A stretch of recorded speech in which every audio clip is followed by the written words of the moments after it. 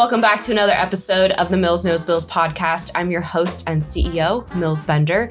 And if you missed last week's episode with Tyler and Drew, we talked about a lot of fun things around taxes. And I don't say that lightly. Yes, it was actually fun. And we talked about some of our most common frustrations that we see and how to avoid that, learn from it. So if you missed that episode, go back. If you want to contact them and learn more about their services or how they can help you this upcoming year, all of their contact information will be in the show notes of last week's episode. Today, they're going to put me in the hot seat and they have some random questions. Yeah. All right, great. So who wants to kick it off? Okay.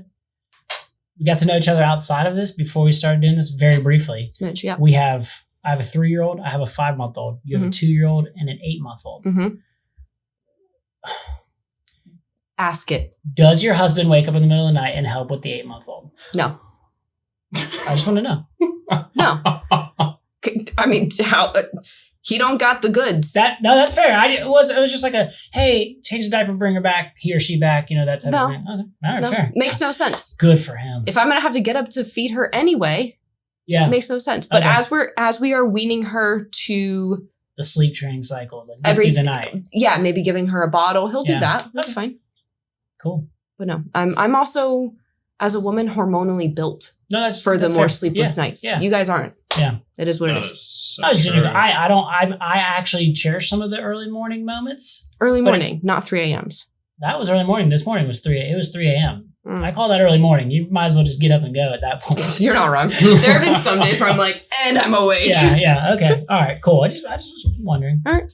Any other family-related questions? Yeah. I don't know. What sport do you want your kids to play? Not football. Football. My husband will hate me for this. Not baseball. I can't sit through 9 innings. There's only so many snacks. 9 innings, much less T-ball. Basketball and golf. I'd be fine with me. Okay. Yeah. Because you can play golf with them forever. I mean, I don't mind going to watch golf or playing it. Yeah. Basketball, I love watching it. Okay. Also, fewer concussions than football. That's true. My daughter, whatever she wants, also pleads for the love of all that's good and holy, no soccer. That's awful. Oh. That's awful. And if I offended one of you, I'm not sorry. That's awful. You did offend me. You want to sit and watch a soccer game? Listen, I'm on this podcast. There's Champions League right now that I could be watching but on my phone. I could be working and watching soccer right now. You're on this podcast, though, instead. That's what is that telling you about your love of soccer? It's not more than my love for accounting and tax. All right. Fair. Okay. If you love accounting and tax more than soccer, that might be a problem. All right. Okay. T, you can ask an actual question. Sorry. I want to know what your why is. Ooh. For business or in general? Just for building your company and everything surrounding that. And it could be personal too. Because I feel like that's fair that it kind of blends into the two. It does. I don't necessarily think my kids will want to take over my business one day, but my why would be the fact that I get to spend time with my kids while I build my business. I told you guys offline that I work no more than 25 hours a week. I stick to that pretty religiously because I created my business so I could be a wife and mama. And my why is this helps me be a better wife and mama. It fills my cup a little bit. So, yeah. That's cool. That's awesome. Anything else? Yeah. Oh, yeah. I mean, I want to know from being in a more heavy tax side, right, for us as a firm, we hear that term fractional CFO pop up more often than not nowadays. Yeah, it's getting more popular. Give me a little bit, please, of what's the difference between accounting and after the fact bookkeeping? Maybe I know it, but maybe the collective doesn't know it, versus what you do as a fractional CFO. So a bookkeeper's role is to categorize all the expenses that happen. They categorize the transactions. They create nice, pretty statements that have all of the data in one format. They may or may not be able to tell you the story behind those numbers. Yeah. More often than not, they don't, which is fine. That's not their job description. Yeah. The accountant's role is to take that data and, if they're a tax strategist, provide different strategies to mitigate their taxes based off of that information.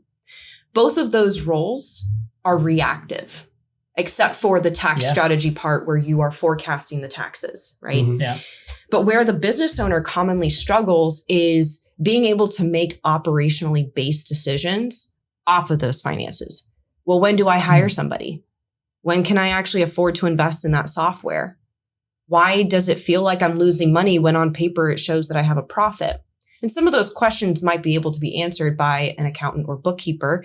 But where a fractional CFO comes into play is somebody that's your board of advisor of sorts, a sounding board to take that information and project it with a story, letting them know when to make those decisions so they can have a growing and thriving business. They're not just going with their gut every single time. Okay. I love that. Do you get into the nitty gritty of like talking to clients about operational leverage and what all that looks like? When you say nitty gritty, how nitty gritty are you asking? Well, you mentioned like what time to hire somebody or what time to get the software.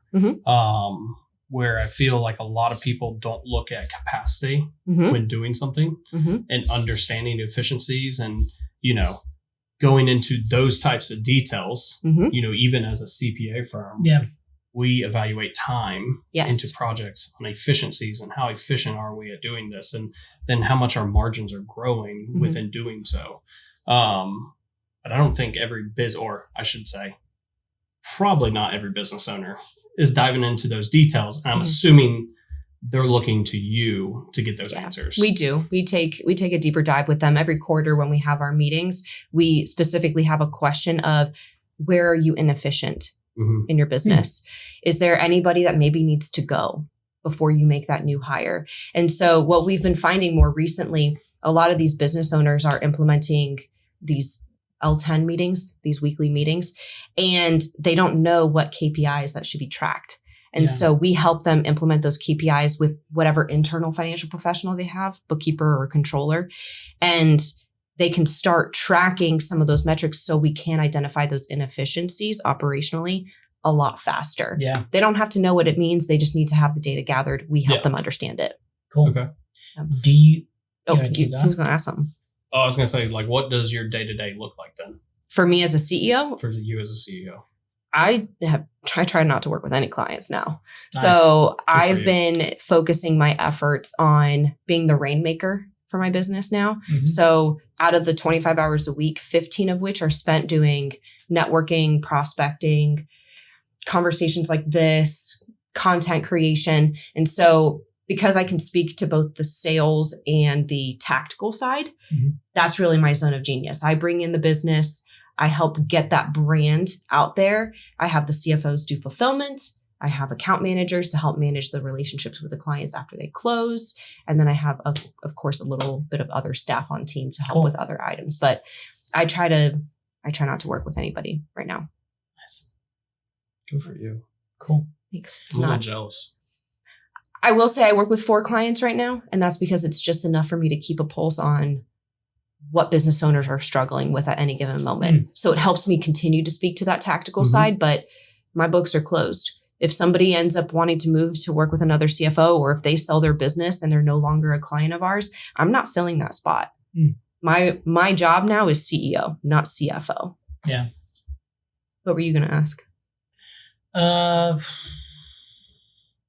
Well, this is more of a technical, like business onboarding type thing, but do you have specific software that you vetted and like you are like, hey, as you're coming on as a client, these are the things we expect you to then instill, or we're going to bring in and implement within your existing accounting software, like those types of things? And how do you go about maybe vetting new prospective software? I think, Tyler, you and I actually spoke about this the first time we connected. There's not been one software out there that I absolutely love. Okay. And so that's actually why I want to bring my husband over full time. We're going to be building out the software. Cool. But in the meantime, we take security as really important in our business. And so everything funnels through cloud-based servers, as well as 1Password. We don't save any logins outside of that. We'd have remote desktops that are encrypted, and I'm going to butcher this. My husband's going to hate me for it. There are certain rules that things cannot be done. Yeah. Right. I'm not the tech person. So I email him. I'm like, IT's the part. Help me. So we take security really important in our company. And then a lot of our analysis is done in Excel right now because, frankly speaking, it's an incredibly powerful tool that many people overlook. Yeah. So customize it how we want. We have the formulas already created. We just plug and play and it helps us with the analysis. Cool. I had one more. Okay. How do I phrase this? Tell us about the most unique new client acquisition. Like, how did it come about? Was it like, I can think of, I've talked to someone getting my hair cut before, like that type of thing. Or I was playing adult league soccer and I ended, it was just a random occurrence. Or my wife was at her mom group at church and they got talking and this, that, and the other, they're all not very good examples, but those are examples I'm trying to get at. Let me think.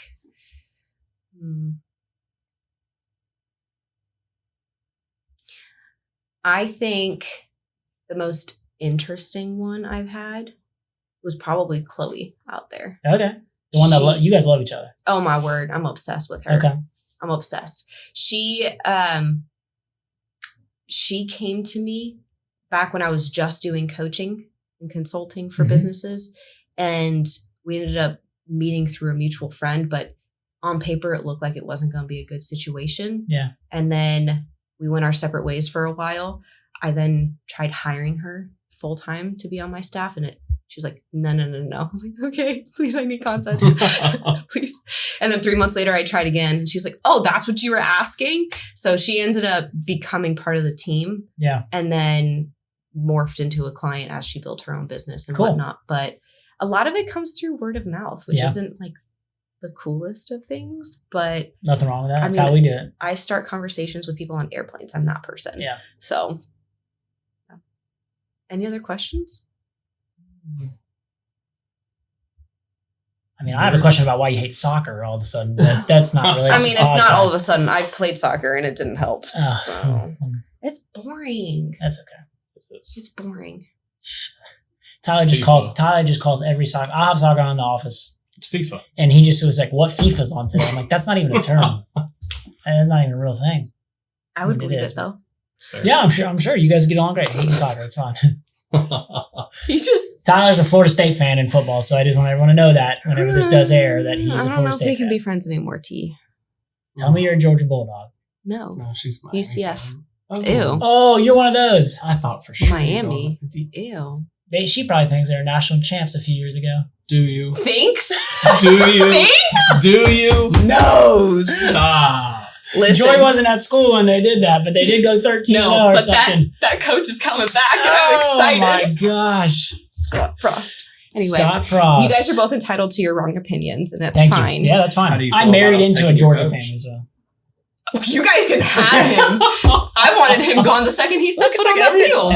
Everyone's excited for him. You're welcome. Hopefully, you know what? We'll let your mediocrity keep going with each other. You two. Mediocrity. We're just going to ignore him for a second. He's a dog. I really hope. By marriage, I will say. I inherited it. I hope that he's better for you guys than he was for us because that was a painful few years. Well, I can tell you this last year was a painful year. So it can't get much worse. I always think it can't get much worse, but then it does. So here's hoping to a very fruitful 2025 football season. Yeah, get it, guys. Get out of here, soccer player. Soccer, come on. Why did we have Drew? Come on. He begged us. I did beg. You didn't have to admit that on the show. That's okay. I'm not proud. All right. Thank you guys for joining us on this episode of the Mills Knows Bills podcast. As always, I hope you got some nuggets of information. I look forward to seeing you next week.